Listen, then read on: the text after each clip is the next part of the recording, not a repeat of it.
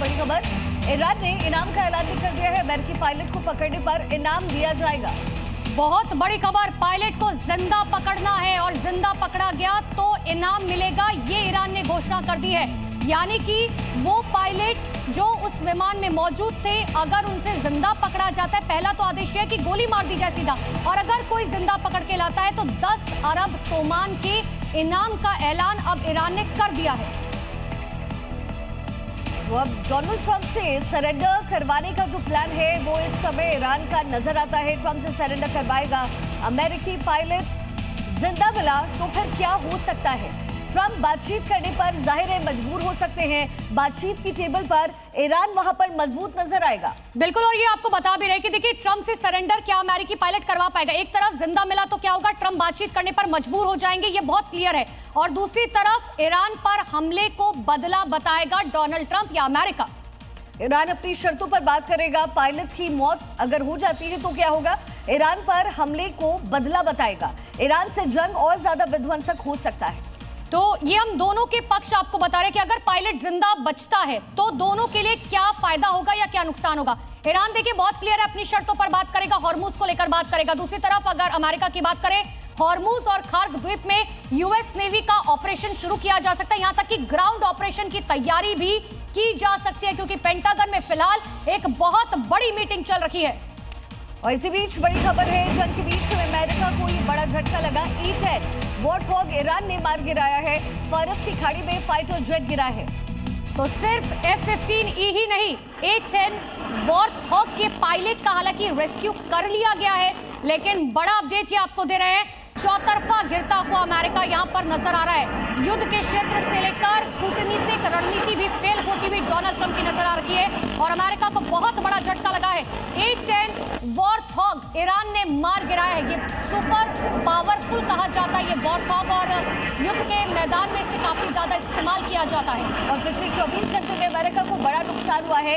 A-10 तबाह करने का जो वीडियो है वो जारी हुआ है, तस्वीरें भी आप देख रहे हैं। इसके साथ ही F-15E को किस तरीके से नेस्तनाबूद किया गया। पिछला 24 घंटा कहीं ना कहीं अमेरिका के जहन में ये बात लेकर आएगा कि ईरान पूरी तरीके से तैयार था।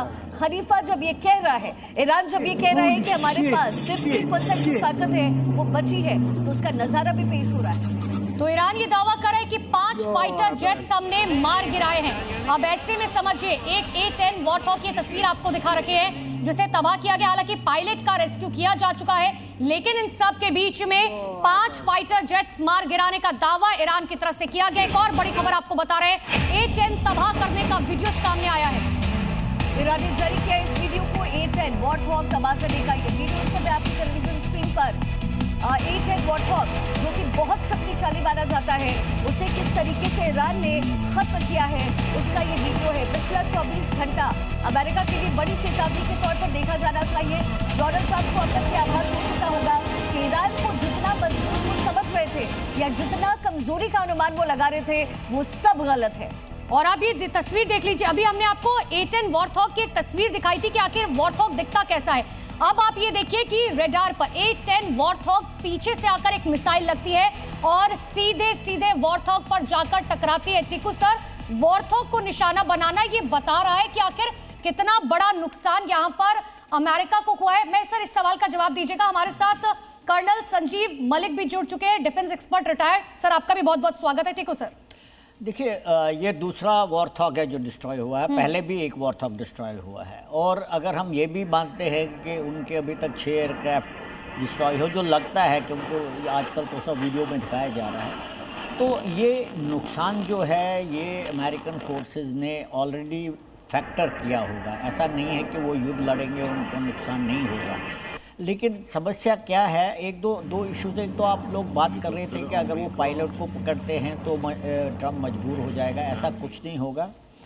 अमेरिका ने फैसला किया है कि हम ईरान का इंफ्रास्ट्रक्चर पूरा बर्बाद करेंगे और ईरान को कंपेल करेंगे कि वो टेबल पर बैठकर बातचीत करे, और बातचीत ऐसी हो कि वो अमेरिका, इजराइल और अरब देश जो है वहाँ जो लड़ रहे हैं उनके पक्ष में बातचीत हो। ईरान इस बात को मानने वाला किसी भी हालत में नहीं है। ये ज़रूर है कि अमेरिका ने बोला था कि ईरान का पूरा जो एयर फोर्स है, नेवी है, ख़त्म हो गई है, लेकिन और ये भी बोला था कि उनका एयर डिफेंस सिस्टम जो 50% जो है वो तबाह कर दिया। लेकिन जो हम देख रहे हैं अभी तक, उनका एयर डिफेंस अभी भी कारगर है, काम कर रहे हैं। और स्लो मूविंग एयरक्राफ्ट को नीचे गिराना कोई इतना बड़ा काम नहीं है।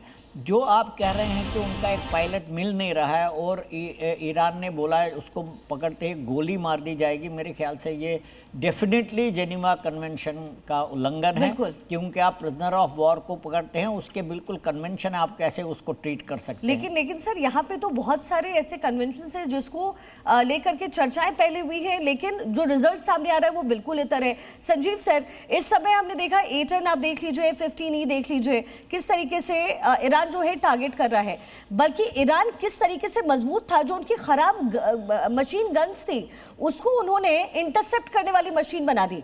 ईरान जितना ज्यादा मजबूत इंटरप्रेट कर रहा था अमेरिका, इस समय उससे ज्यादा मजबूत वो निकला है। संजीव सर, आपको अनम्यूट करना होगा। हेलो जी, आवाज आ रही है सर। अच्छा, can you hear me ma'am? Yes I can. Okay Shikha, देखिए जो A-10 और वार्थॉग और अभी कल भी हमने F-15 में F-15 को डाउन होते हुए देखा है। देखिए, आप एक चीज आपको साफ साफ बताएं कि ये इस टाइम जो हमें साफ साफ नजर आ रहा है कि चाइनीज इक्विपमेंट का रोल साफ साफ नजर आ रहा है। ईरान के पास ये बात सही है कि ईरान के पास एयर डिफेंस की कैपेबिलिटी लिमिटेड थी और आज भी एक्सपर्ट ये मानते हैं कि वो लिमिटेड है। लेकिन जनवरी के लास्ट वीक में, फरवरी के पहले हफ्ते में, यानी 2 हफ्तों को मिला के आप देखिए, ईरान यानी तेहरान के अंदर कम से कम 16 से लेके 22 Chinese cargo ships, cargo airplanes का वहां पे जो लैंडिंग हुई है उसके अंदर बहुत सारा मटेरियल आया, इंक्लूडिंग ऐसी मिसाइलें और इंक्लूडिंग ऐसे एयर डिफेंस सिस्टम्स की जो अब जिनका रोल साफ साफ दिखाई दे रहा है। निश्चित रूप से जो मैन और मटेरियल का लॉस होता है वार में, देखिए वो एक तरह से आप अवॉइड नहीं कर सकते, वो होगा। अगर आपको किसी देश में जाकर उसको काबू करना है तो आपको ऑफेंसिव पोस्चर रखना पड़ेगा। जब आप ऑफेंसिव पोस्चर रखते हो तो आप दुश्मन देश को भी कमतर नहीं आंक सकते, और जब नहीं आंकेंगे तो जाहिर सी बात है दुश्मन देश भी संजीव सर, लेकिन ये बात तो सच है कि देखिए, अमेरिका और इजराइल ने ईरान को कमतर तो आंका था और उसका परिणाम दिखाई दे